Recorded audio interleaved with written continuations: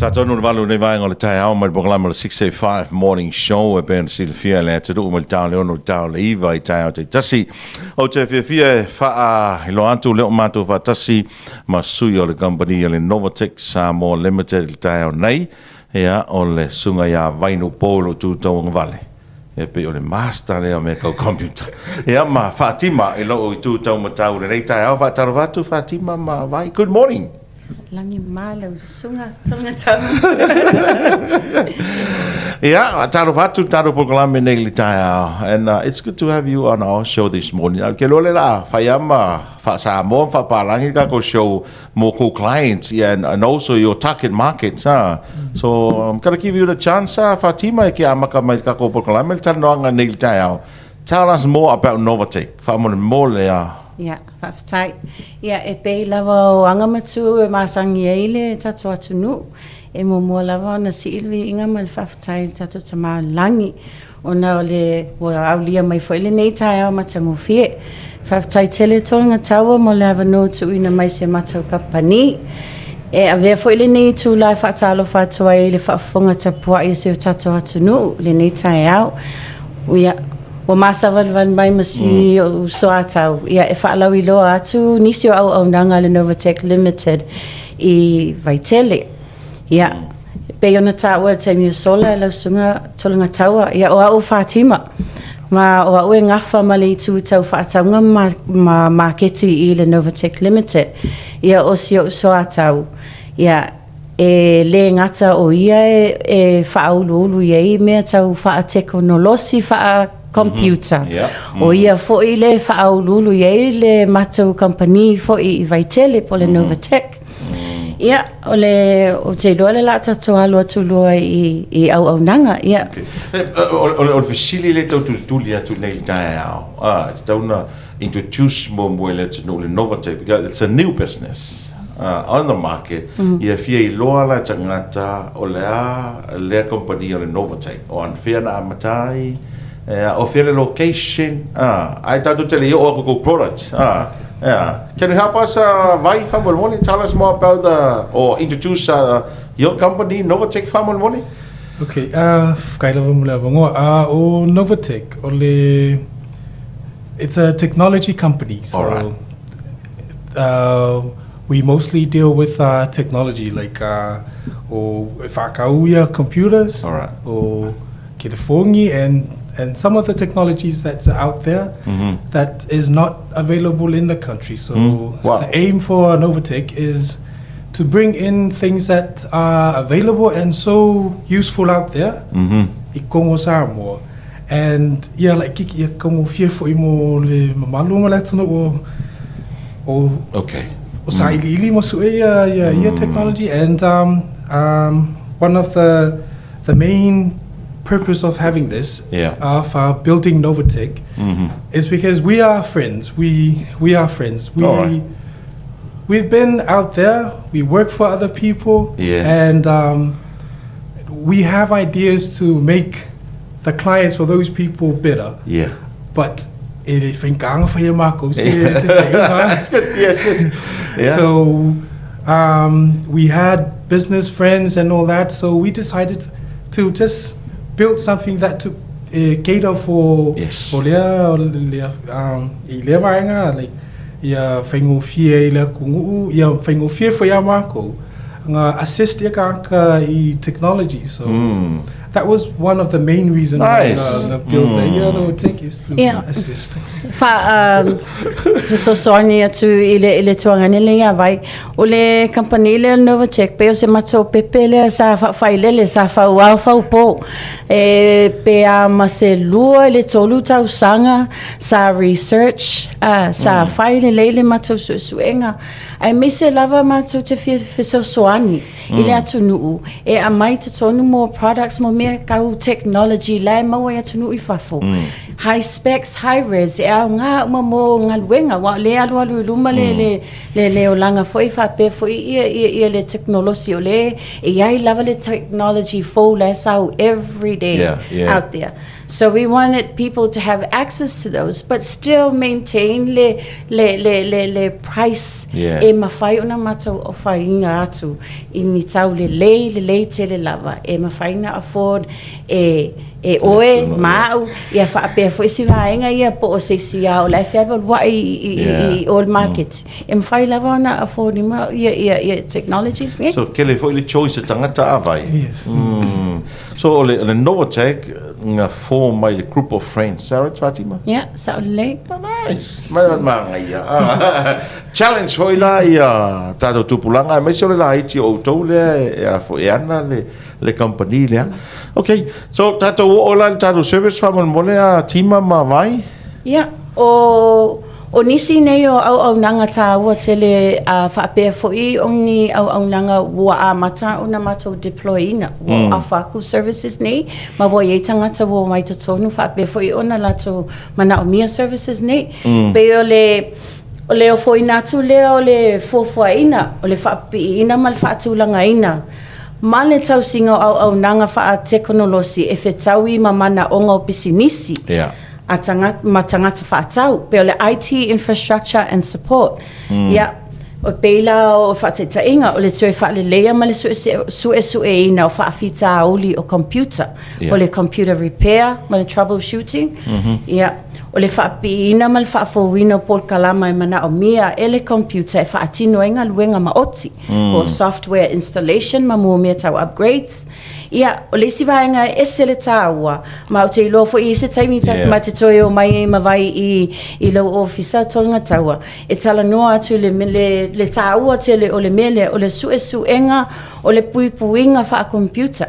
O le cyber security assessment, very important. Wow, you know, there was a blackout like a couple of months back. There was a blackout worldwide. I mea ia onga o telefo i ale au a mio le au a mio pa ai lunga le internet. Yeah, e maua lava tulang whapena, but if you foi whaalau I loa atu, o leo i ai tatou metotia, o lo mo e Novatech, e mawhai on tatou pui a tatou masini wha computer i e tūlanga. Ia whaapea foi o le lango, wha teknolosi mamau. E eisi tangata e le whaapea, o skama I mea e leanga I le computer, ia vili mai whaapea, ia le la ua waku e charge e le fia se lau tāla le ai. E mwhai lava na wala au mai pia whaapea le tau te whai pā anga ma Novatech, wala au me le telefoni. Ia e mawhaila mga guide aku pe e lunga telefoni. E whaasino tu lunga telefoni o mele ta o remote IT support. Wow. Ia. O lesi au nanga mato fia tele whaala wilo atu. O le web design and hosting. O mea tau, what you call it? O le website design. Pe o lesi mea lea sa o te mantua te mi whato amatana o whainga luenga I mea tau hotels. Sa o le tā ua te lo mea ni o le website. Ona e sa li miki lava ia awala e sota be whaalau I loa I fo ia products ma me fo I o lo maua I tongu tunu. Ia ai o lea la ua tato o me nei vai tau o ka se tā ua. O e le e lasi fo I mea mwhainga whailunga le website. Ia mātou te fia fo I whaalau I loa atu le mātou whaipaanga I le polo keti a le ACC market I funga lei. I lunga fo I leo se whapaanga ma le UN Women. Alright, A wale designing o se lako website. Mo le market I funga lei. Wow. Yeah, who would have thought? E se website as a market. E ke le fo ia ngai challenges sa face ma mātou wa ele o se mea whai ngofi. Ona o le aunga mal wha moe o le ACC marketi. Whapea fo le UN Women. Ia whaalau I loa atu tatou mea tau lima. Whapea fo ia tatou mea tatou. I lunga o le maketi fafu. O tu risi o mai tutonu pe fo teknolosi lea o le wifa lau telefoni scan le barcode. E ave sa o lava o e a ngai I le mea tau lima po o mea tuto o lunga ingoa o ao na fo linga o ao na au ngā. Pe o mea umai sa matutamu fai e fausia le ne website. Ia o matou fia lava toe lava o ni yanga. O na launch lo lei officially le website. Ia ai le wa mana ia lava ia matou ngaluenga foi ia whaftai atu foi ia le ACC market. Morianga marvaenga. Ia whaapea foi ia tamo o tupui vau. Malanga team le IT I le ACC. Ia o lesi au nanga vai. It's a fetal noi tatu graphic design. Yeah, pe o lo mata foi oi le la tu atu ia oi. Okay, let's see, for Ilan service ale Novatech or graphic design. Kele kaka e sueia se si designing ala ko logo. Ai foi company e ko kia kausanga uma suile linga o le logo. So the reason why it's sui it doesn't define them. So our goal is to design things last and things that it brings out the values and ideas and quality o le compania. So our logo design, and we also design brochures and all this. We take photos. So ofenga o mako design, because we don't just design and give you the design. So we work. If ngalue whakasia markang male kampangi le ia family ia maua le aunga le representative o lako kampangia in regards to the logo. O le si la service le anga maka ia Novatech o le CCTV. I think o ia lenga maka inga built by le Novatech. O CCTV. So CCTV is more meko security cameras. So mako fui nga yevi mako security cameras, but kama iskanka, and we saw it as a challenge because ele features ele mo and ele madia mako loko. So what we did, ele manufacture le security cameras company and we give them our specs, we give them the features built with in regards to our needs. So umak tatou toi tali watu le tu langa ona ole ele matou fala wi loa matau tia tele le fia fai atu I meta CCTV. Nice. Ai se tatou me atu le si vaenga o tatou au nanga vai. Ole si au nanga ale Novatech. Ia o lo tu ina atu e matou ia computer fe aveai ma computer mawalunga faa maunga e whetawi mamana o ngā maua o pisinisi ma tangata to mai whaapitoa yaso nei. So high resolution, high specs laptops and PCs. We don't just look at bringing any kind of PCs because everyone else is selling that. But we would like to cater to there's a few specific niches that we want to target.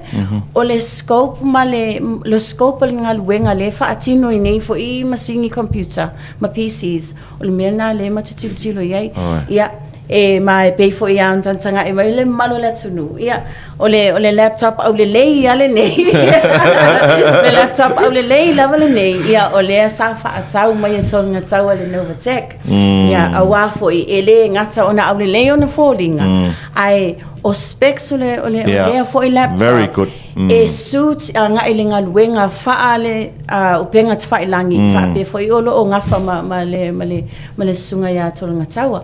So o le mea lalna o le Novatech ele so ona au mai ani I computer fo ile upon laptops e lighting yon specs ai o le tau fo ila o le tau e faa mali e nai lo loto e sa o le tol nga tawa agree sa le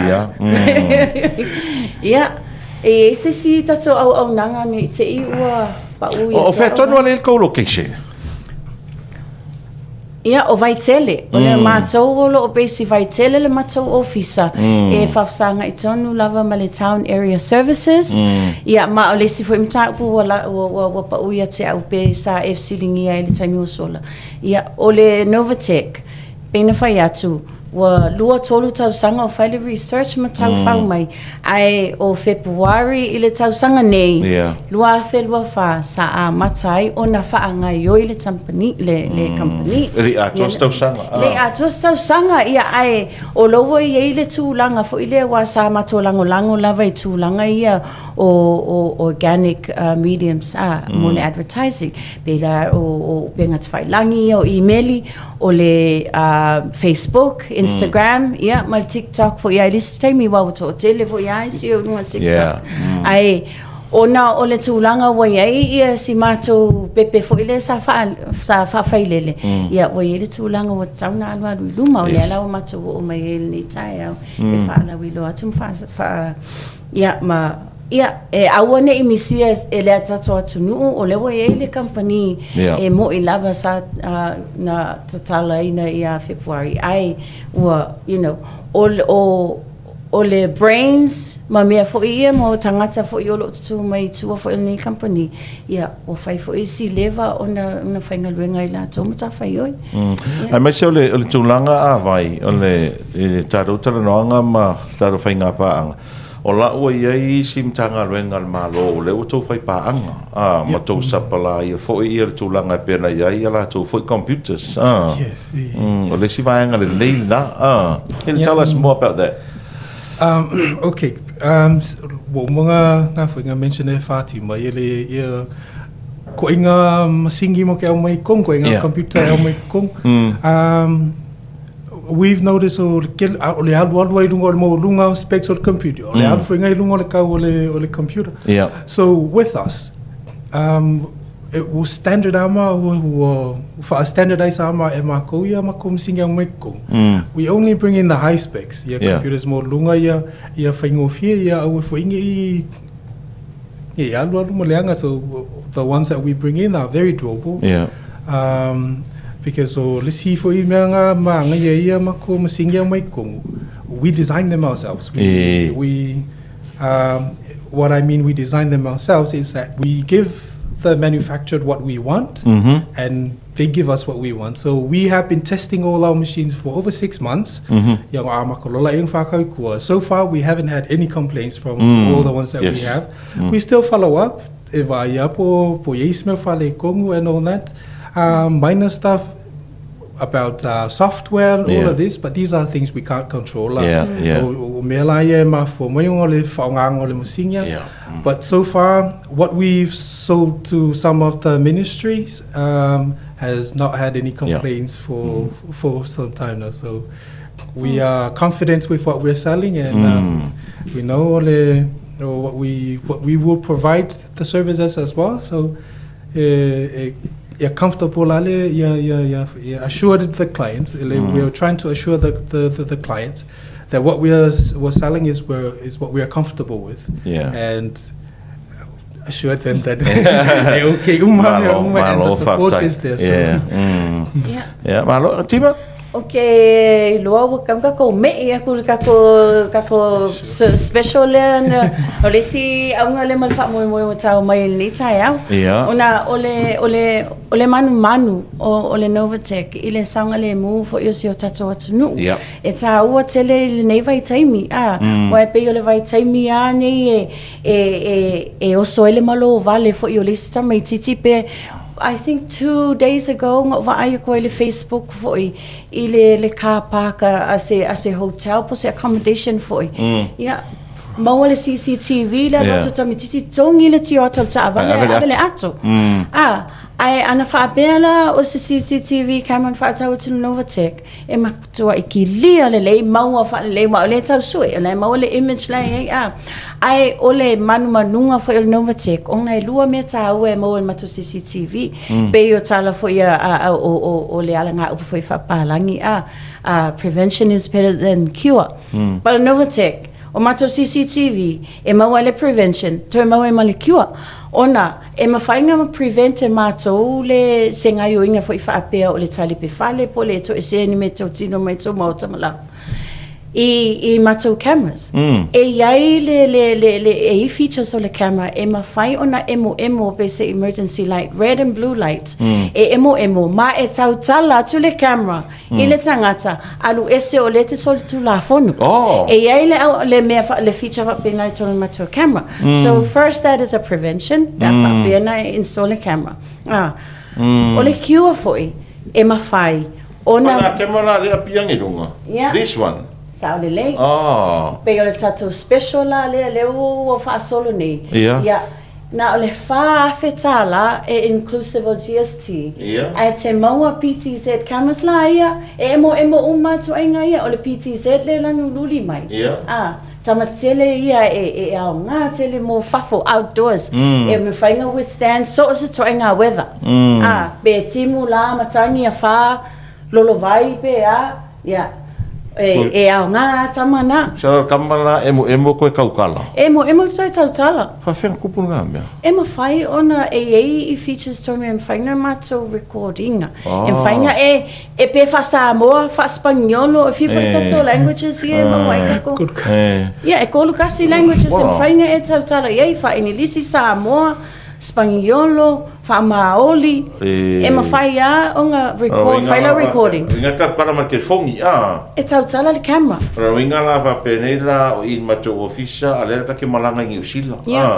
Ai ke i o ka wa ai merunga oi.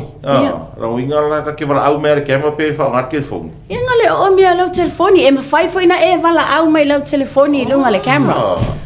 E mawhaina e wala au mai. Mea ngā ka wa ai mea, parau pare wha Spaniolo mai. Oi, pa nge ke wale e mala mai lima oi ka pe o ke le ke e la walu pe. Makau kia technology. E mawhai o na tūlanga ngā, male prevention fo, I mean, e uma le longa cure. A whape fo i lewa uma wo wale se me mawhai, lea wo le watu le ngoi ma saufi atu fo i tonu tatu maota malawa. E manino, e mawhainga e Zoom, e matua i taatia fua le lei mai ia fo linga, wa aia e tele una features o tangata, mawhainga e maua, ma leisi mea, e afo i nei, e mawhainga watu uma recordings o neange e ki lia ma manino uma images e watu ia o whaafonga mai fo ia nei whanau ia tunu i whafu. Mole fai se me alo fa mota mama tinai e ma fai lava na e fa so ta e mai amato le officer ile numero lua fitu vala au mai ai e maua lava se le officer pe fai why call forward for amato telefoni pe te o fo i lunga le o le penga te fai langi no mato lunga Facebook ma e tatu so ta ai se fa o matu pen from tala features o le camera ona ua vale le taimi o le camera le pe na matu fai atu taimi o sola ona features e ma fai ona fa ata amilo 355 degrees e fai na fa ata amilo on either side le camera to say le liu fa ape le tawanga vale le liu tau e ma fai foi ona alu i lunga malalo ia e ke le span o le camera i loa o matu ai lo fanua malo ta foi. Okay, that's nice. O noingo o atai o isi mo ta lewa install cameras ia o tau fa pena lava. Ia o le isi me matango fie. A fa apea la wo isi breach wa alu sisi wo sao atu tonu lo fanua la.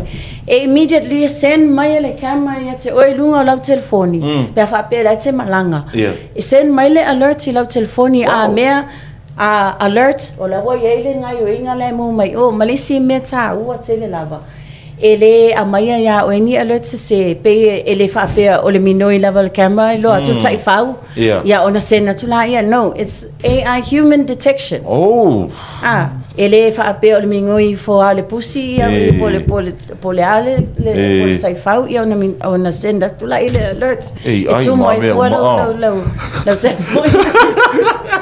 Mana yaso. Ole ala tu special le alu le kama le ke minge famol mole. Yeah, ole mato special e fa afetala. Okay. Including le GST. Tu sala e lua cameras here 8 megapixels le BTC tamalani uli len fa.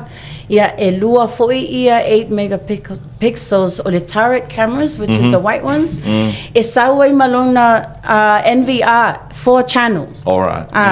E sawai malona 4 TB terabyte surveillance hard drive. Yeah.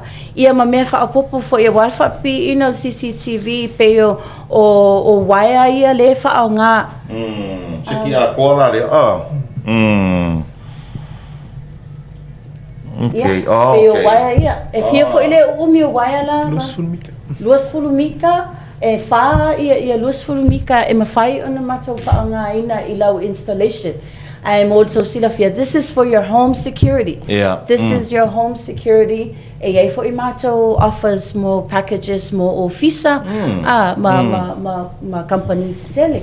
I more le safety level o to matina matua pa pe for ia inga for ia walsanga le mu ia ole so sila mai package le ale Novatech fa fitala sa wa toy lava toy lava ai matua I le ai se tongi le installation. All right. Yeah, le la watu lava le sunga ya vai malang team lo e fa la live pi to CCTV ai fitalia le Novatech matong. That's good. Malo fa tai tima. O le kako special le walu termine o afe umai famol mole. E mai ale tato fa la wilo le so fulo January lua fe lua lima. Okay. O le si vaenga ta ua I menu CCTV cameras e mana o mia ia se router e anu internet Sa le se tuatu le sunga ya vai e tali no I famol mole vai. O le fia mga o mia le router ia online nei le masingi. Ia fai foi langa nga install app I lau kelfongi. Iei mako installation o mga fai mo isi mo ngai ainga ia we recommended ia le router le ngal selau mon kupu kala le Vodafone. Kasi le port le ko le Ethernet port le wai le sulu le router ia fa ngai le ainga le wifi ia se le port le Ethernet ia sulu le DVI le NVI le internet. E manga ia foi le responsive router ia le Vodafone le whakau. We're trying to work with Vodafone enough in supplying us with our clients and we have been recommending Vodafone as well to most of our clients. Ja, whafonga mai Fred malvaenga il Vodafone. Ja. Lela tato fai pa vai router sa tangata ia lela free promotion e mau toi mal free promotion al Vodafone. Malo fa vai de lola o manino vai no mo sei vanga la wai si vai nga fa mo le tima ma vai nei ta don't see the fear let to know. Well, o telo vai nga ta walu manta pa ia vai fa pe fetu manta o telo fo ia wa leva na umalta tai mi a lo tu va no mai pe to nga ta wa lo fa tele Novatech o le si kai mi le fa poco pe ia kai bil seki a ko ia ma lo lava ai Whaftai lava tonga tawa mo lava noa. Langona lava le fia o mai foi ma wani le tau whala wilo atu. Ia e mese foi whafonga anga satu atu nu le ngata I atu nu I whafo whapea foi Samoa nei. Ia whamole wala au mai le Novatech I le lua fitu pe ato man na oi whaasaunga le muto mautam tau lawa whapea foi tau mea tau tino ia ai whaafetai lava mo lava noa ia nei te wale tato leo toi wheluai ia avea ile nei tu la e whaia umasui o le Novatech mo ma vai e whaamanuia te lea toaile kerisi masi I Samoa whapea tangata matam whanau Samoa I atunu mau whapea foi nei Samoa ia maua se kerisi masi manuia ma sefe ia whapea foi se tausanga fo manuia Whaatai lava. Whaatai le tima ma vai, whaatai fo i Novatech mo le whainga pa anga le tātou le tio ia a mata lor tau sang fō whaimarua mai. Manuia Krisi masi ma le tau sang fō tātou kompani le Novatech. Mō le mamalo le aturo whaafonga mai ia se i wala awane pe te asiasi fo i le la le Novatech. Salau tango tau mawhai whaamatala tau whaafai fie ia le location. Sau mai lungo le ena foi le mota sa moa. Ese i supermarket ia ele enga mau lunga le mota sa moa. Sau mai lunga. Sau le pasi le awala le alu anga i lo tau tau anga vale i le whaatu tua. Ko le se whaatu tua. Sau le kiki ale i lalo. La i le sign le tu tau anga vale. Ia o le Novatech. Ia e te misi so o lava ma le loto a le Silver Group. Ia i le vaenga leo le Novatech. Ia pe awha pe mana o mia se laptop. Leo te tau tino atu. Ia o ina le na o mai tatou laptop. Let's see sila mai nei. Affordable price, but a very good brand and very good laptop. E o ngā tele mō pisi nisi. Ia o tō runga Talanoaga ma le Novatech nei tai au. Tāro se atu nisi o whaafewhianga i le nei fo i tai au.